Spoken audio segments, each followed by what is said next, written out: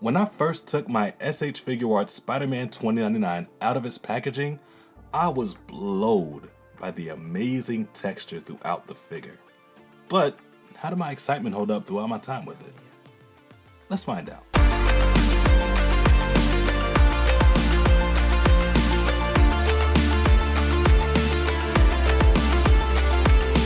Alright, let's do this one more time. First things first, Into the Spider-Verse is better than Across the Spider-Verse. Now that we're all in agreement, what's up folks, Kinda Collecting here, welcome back to the channel. Subscribe because it helps, like if you'd like, and if you can hear the sound of my voice, drop a yeet in the comments. So SH Figuarts might have outdone themselves with this one. Spider-Man 2099 from Across the Spider-Verse is one of, if not the best Spider-Man action figures Tamashii Nations has ever made. I know it's a bold statement, but I mean that. I'm standing on business. Fight me. And I'm not even sure where to begin with this one. Okay, for starters, I love the scale. Normally, Figuarts figures run a little bit smaller when compared to other lines, mainly Marvel Legends. But this Miguel scales well with Figuarts, Legends, Mafex, and even some McFarlane's. His articulation, top notch. We'll talk about it more when I cover the accuracy, but the design choices Figuarts made give 2099 the ability to get into every pose he needs to be in, and the details are out of this world. It's a Spider-Man, so the color scheme is what you'd expect, but the colors contrast so well with each other. The plastic used and the texture that flows throughout the figure feels so good in hand. And the figure is just downright fun to mess around with. But even with all the positive praise I have for this figure, and I have a lot, there's still one big issue. Problem? Inaccuracy. When it comes to accuracy, I'm torn, because I love the aesthetic of Miguel from Across the Spider-Verse. I also love the aesthetic of this figure, but the two do not go hand in hand. As far as I know, the design of 2099 bars is exclusive to the movie, so the only source material Figuarts had to work from was the film. So when I'm comparing this figure to its film counterpart, there's definitely a difference. See, in the film, Miguel's upper body is huge, his traps, massive, and they're all balanced on his tiny little legs. It's very reminiscent of the character designs from the Batman and Superman animated series, but on his Figuarts figure, it doesn't translate quite the same. Yes, his shoulders are broad, but they're not nearly as bulky as the film. And you kinda gotta swing the butterfly joints forward to get a better resemblance. A perfect example of a figure that gets it right is its Marvel Legends counterpart. Even for all that figure's shortcomings, it did a really good job capturing the silhouette of Miguel. And the biggest accomplishment of the figure is also a complete departure from the source material. See, in the film, the suit's technology and inner workings are presented as details that lie within the suit. But on this figure, those same elements aren't presented as such. Going back to the contrast of the colors, the textures have a contrast to them too. See, while the tech on the red part of the suit is engraved into the sculpt, the tech on the blue parts are embossed. Sorry, that's a term I got from Photoshop. Basically, it just means the textures are raised. And that's where I'm torn. On one hand, would I like the figure to resemble the movie a little bit better? Of course I would. But am I upset at how the figure turned out? Heck no. See, I love that they took artistic liberties to make this figure work. Also have no idea how they could have translated that feature any better. I mean, yes, I guess they could have just painted those details a different shade of blue, but then it would lose that wow factor to it. Overall, I think they did a great job with the detailing on this figure. Now, before we jump into the articulation, like the great D Amazing says, full transparency, I modded this Spider-Man 2099 to get the most posability possible. The mod is simple enough if you don't already know about it. Just dip the figure in some hot water, pop the torso out, and flip the ball joint that's on the inside. If you're going to get this figure, it doesn't make sense to not do that. Out of the box, my 2099's thighs were very tight, to the point where his left thigh didn't move at all.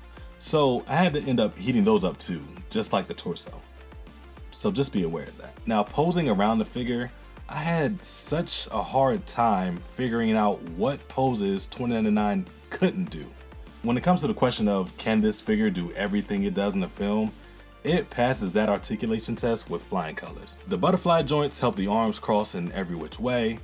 After the mod, the ab crunch is phenomenal, and the skin tight suit help his skinny legs twist and turn in every position. I'm also impressed at how well this figure stands, given that it's very top heavy. Now, I'm never going to be the guy you come to that gives you all the different points of articulations. There are plenty of people out there that do it so well. I'm of the belief that none of those points really matter if you can't get the figure into the poses that it needs to be in. So, instead of me just telling you about the articulation, let me show you.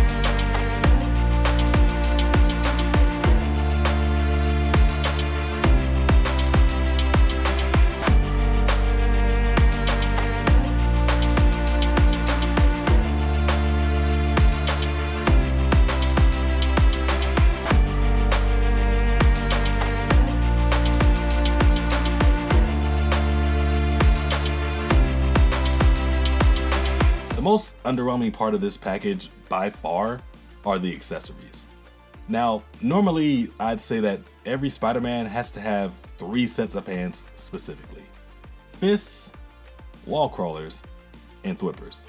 But 2099 is an exception. See, he comes with 2 reachers that you can finesse as wall crawlers, 2 grabby grabbers with his claws extended so he can tear a hole through the multiverse, and 2 mink minks so Miguel can get active. So what Spider-Man 2099 does not come with are any thwippers. Which is fine, because in the film, his webs come from the top of his wrists, so his fists can be used for both fighting and thwipping. I'm not super familiar with the Spider-Man 2099 comics, but I'm pretty sure that's also how his webs work. He also comes with 2 of his unique web effects, one long and one short, and you attach them by taking the hands off and placing them over his wrists, and then popping the hands back on. And he comes with 2 multiverse bracelets, one for him and one for the SHF Spider-Gwen. And I don't own that figure yet, but this bracelet makes me realize just how tiny her wrists must be. And the biggest waste of space in a box is this extra large cloak that does nothing but move back and forth. Not only that, but in the packaging, the cape takes up just as much space as the figure itself. And I really think SHF could have shaved at least $20 off the retail price of this figure and kept that cape to themselves. Or just made a shorter one. And last but not least, 2099 comes with 2 head sculpts, which is super disappointing. He comes with his masked head, which is phenomenal. It's just as detailed as the rest of his suit, tech running throughout the entire mask, so I don't have an issue with that. But I do have an issue with this Miguel sculpt. It's so confusing. For one, I don't know what expression they were going for. Like, is he confused? Is he sad? Did Miles just walk up to a girl and say, "Yo, my boy over there want to talk to you"? Like, what's going on there? Somebody tell me. I want to know. I really would have preferred just an angry face here, or even just a stern face, since he walks around the entire movie looking like a disappointed father. Which I guess he kind of is. There is an eBay user out there who has some amazing head sculpts for Miguel. But, one, they're not painted, And 2, I shouldn't have to pay for more accessories for a figure that's this expensive. See, I picked mine up from Big Bad and it retails for $135. And for $135, I shouldn't have to look for a third party nothing. I wish SHF would have taken a page out of Mezco's book. See, Mezco gives you so many accessories with their figures, and most of them are at a lower price point than this $20.99. Hell, they could have just went down the hallway and used the same functions that their DBZ department uses. Get a base head sculpt and then make multiple faceplates to swap around. There's so many different routes they could have took with this figure, and they chose not to, and I'm not sure why. Sorry, back to positivity. It's just super frustrating paying a premium price for a figure with mediocre accessories. Alright, I'm done. Now, for size comparisons, first off, on the left we have the Figuarts Miles Morales, and on the right we have a KO Sentinel Spider-Man. Now the two Figuarts figures obviously scale really nice together, with Miles just barely reaching the shoulders of Miguel, and the Sentinel looks a little bit taller than Miles, but I'd prefer if he was a smidge taller. But either way, they both stack up really well next to Miguel. Next up, we got the Mafex Spider-Man 185, I believe, and the Marvel Legends Symbiote Spider-Man. And here's the beautiful thing about the whole Spider-Verse. See, no matter what the line, you can always just tell yourself, oh yeah, well, he's from a different universe, so he's a little bit shorter, or he's a little bit taller because he's from a different universe. But with that being said, I think these three look really good together. Now we have the Marvel Legends Cyclops and the Mezco 112 Collective Wolverine that you will only ever see in this video. And this is what I was talking about with Mezco. This Wolverine came with like 8 head sculpts, 2 slashing effects, 2 different belt buckles, a Sentinel base, a partridge, and a pear tree, all for around $100. I mean, yes, I think he retails for about $150, but I got mine from a convention and he seems to go for that same price even on the aftermarket. Scale wise, he's alright, he's chunky like he should be, but he's a little bit too tall for this lineup, but that's just Mezco. And this Cyclops scales perfectly. I mean, the $20.99 scales really well with mostly every legend. Now it's time to get techie. Next up, we have the father-son duo of the Rebel Tech Iron Man and the Marvel Legends Ultron. And if any company wants to revisit an Age of Ultron, like the MCU version, I'd want him to be the same height of this $20.99. I know Amazing Yamaguchi made one years ago, but I think he's about the same height as this Iron Man, and on the aftermarket, he goes for a pretty penny too. Speaking of which, this Iron Man works really well with any scale. I have no complaints about this guy at all. Next up, we have the Figuarts Buzz Lightyear and the 1000 Toys Master Chief. And I'd like every Master Chief to be more or less on the 7-inch scale. I have a couple of the Jazzwares and those scale really well with most of my collection, but they can't really compare when it comes to the articulation of this 1000 Toys model. And this Buzz just shows off how Figuarts normally scale. It's a really nice figure, don't get me wrong, but he runs a little bit shorter. That might also be just his height. And last but not least, we have the Kotobukiya Mega Man X model kit and the McFarlane DC Multiverse Cyborg from Teen Titans. This Mega Man X is just a really nice model kit. I like the scale between him and $20.99, and I can't wait to see how well he scales with the Jada Toys Mega Man.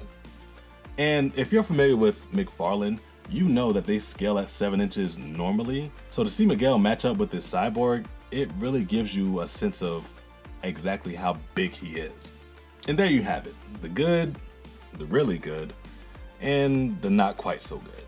Figuarts gets mixed reactions for their figures, but when it comes to Spider-Man 2099 from Across the Spider-Verse, they absolutely nailed it. The design choices are amazing, the articulation is second to none, and this figure, which anatomy-wise shouldn't work whatsoever, was created to darn near perfection.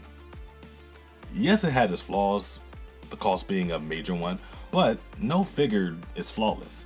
If you are a fan of the film or just the design of this $20.99 itself, then grab your wallet, clutch your card very strongly, and be ready to part ways with some savings. But it'll all be for a good cause. This figure is great. And that does it for today's video. If you own or want to own this figure, let me know your thoughts on it. Stay tuned for the shots at the end, and until next time. Life is stressful enough, so do yourself a favor. Protect your peace, don't read the comments, and remember, we're all kind of collecting something. Peace.